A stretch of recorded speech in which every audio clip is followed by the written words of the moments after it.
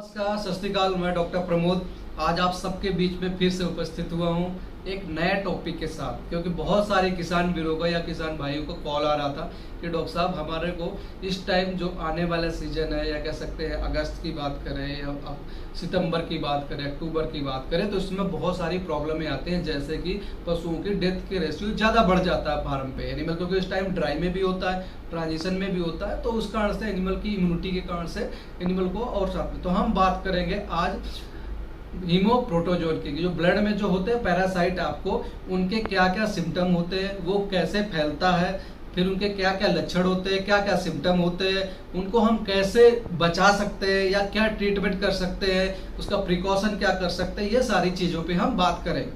अगर हम बात करें हीमोप्रोटोजोन की, तो इसमें सबसे पहले इन द केस इसमें आते हैं आपके बेबेसिया आते हैं, थैलेरियोसिस आते हैं, ट्रिपेनोसोमोसिस आते हैं और साथ साथ एनाप्लाज्मोसिस आते हैं। ये आपके चार जो आपकी ब्लड पैरासाइट इसमें पाए जाते हैं। ये सारे के सारे क्या होते हैं, सिर्फ अगर बात करें कैसे फैलते हैं, तो कुछ इसमें से जैसे फैलते हैं आपके टिक्स के कारण से फैलते हैं, कि आपके जो पशुओं में चिचड़ होते हैं या टिक्स होते हैं उनके कारण से फैलते हैं, और कुछ जो आपके जैसे इस टाइम मौसम बढ़ता है, इन्वायरमेंट होता है, तो उस कारण से उसमें से आपके फैलते हैं, आपके फ्लाई के कारण से फैलते हैं। अब बात करें कि इनमें से इन द केस अगर पशु को हो गया तो ये आपको क्या क्या कर सकता है, क्या क्या प्रॉब्लम करा सकता है, या हम कैसे पहचान सकते हैं।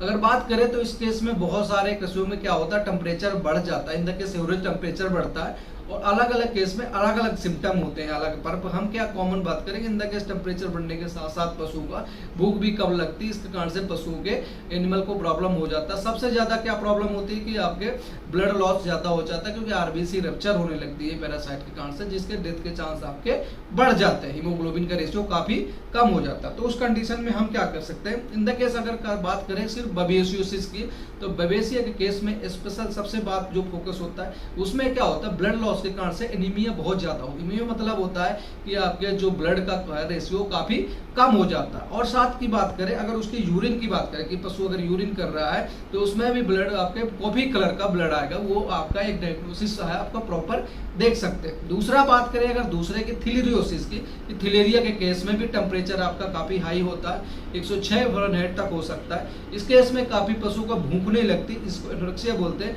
और इसमें एक स्पेसिफिक फीचर होता है, जो सुपरफिशियल लिम्फ नोड होते हैं आपके पशु के आगे पैरों के ऊपर, उसमें से उनमें स्वेलिंग आपकी काफी हो जाती है। अगर बात करें ट्रिपेनोसोमियासिस की, ट्रिपेनोसोमा जिसको हम सर्रा भी बोलते हैं, इसमें क्या होता है, इंटरमिटेंट फीवर आता है, कभी आता है फिर एक दिन चला फिर आ जाता है फीवर। इस कारण से इसमें पशु को भूख लगना कम हो जाता है, और साथ में बात करें पशु धीरे धीरे आपका ब्लड एनिमल बीसीएस लूज कर सकता है, या कह सकते हैं लॉस हो जाता है। और इसमें एक जो सिस्टम होता है जो कॉर्नियल ओपेसिटी है, या उसमें भी पशु को दिखना धीरे धीरे आपका बंद हो जाता है, कभी कभी ब्रेन में भी जाता है, जिस कारण से पशु सर्कलिंग होता है, जिस कारण से काफी प्रॉब्लम आती है और पशु के डेथ होने के चांस भी आपके बढ़ जाते हैं। इसके बाद बात करें एनाप्लाज्मोसिस की, एनाप्लाज्मोसिस के केस में भी फीवर, हाई फीवर होता है, 105 फ़ारेनहाइट तक होता है। इस केस में भी एनीमिया होता है, इसमें पशु का क्योंकि लॉस होता है, इसका काफी ब्लड लॉस हो जाता है, हीमोग्लोबिन का रेशियो काफी कम हो जाता है। तो ये सारी चीजें आप एनालिसिस कर सकते हैं।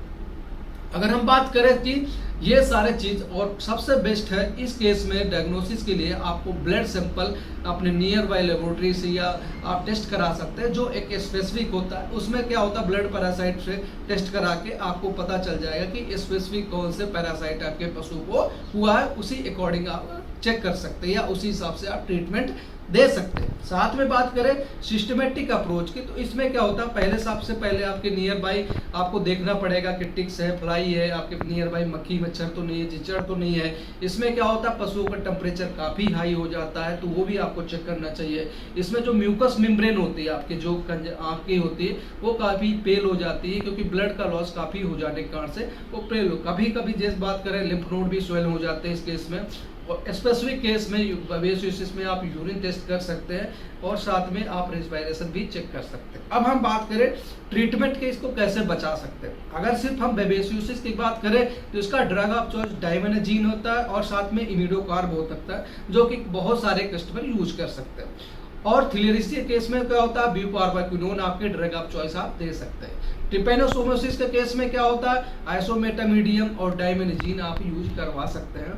और साथ में एनाप्लाज्मोसिस के केस में ऑक्सीटेट्रासाइक्लिन और इम्यूडियोकॉन आप यूज कर सकते हैं। पर सबसे बेस्ट होता है कि आप ब्लड सैंपल टेस्ट कराइए, उसका एनालिसिस कराइए, उसमें जो पैरासाइट आ रहा है उसी अकॉर्डिंग अपने वेटनरी डॉक्टर से संपर्क करें, वो आपको बेस्ट से बेस्ट ट्रीट प्रोवाइड करेंगे। साथ में सपोर्टिव थेरेपी भी दे सकते हैं, in the case blood fluid therapy करवा सकते हैं, पशु को एंटीपायरेटिक दे सकते हैं, हेमेटिक दे सकते हैं, मल्टीविटामिन भी दे सकते हैं। अगर बात करें मैनेजमेंटल की तो आपके पशु की इम्यूनिटी बढ़वा सकते हैं। पशु के प्रिकॉशन के रूप में आपको नियर बाई मक्खी मच्छर कम से कम आए वो चीज़ें आप फोकस करवा सकते हैं पशु को, कि बहुत सारे केस में टिक्स होते हैं, चिचड़ होते हैं, वो भी आप पशु को काफ़ी कंट्रोल कर सकते हैं। आजकल तो वैक्सीन भी, मतलब इन द केस छिलेरिया के केस में वैक्सीन भी बहुत सारे कस्टमर अपने यूज करते हैं। तो ये सारी चीज़ें आप पशु की इम्यूनिटी बढ़ा सकते हैं। फैन की आप यूज करवा सकते हैं, इस टाइम आपके स्प्रिंकलर है वो यूज करवा सकते हैं। साथ साथ आपका फीडिंग का भी है कि 2 से 3 टाइम फीडिंग कराएं और TMR फीडिंग कराएं और एनर्जी रिच आप फीडिंग आपका कराएं। इससे क्या होगा, आपके पशु को काफ़ी रख रखाव से इम्प्रूवमेंट होगा। और इसी के साथ साथ मैं अपनी वाणी को विराम देता हूँ। थैंक यू, नमस्कार।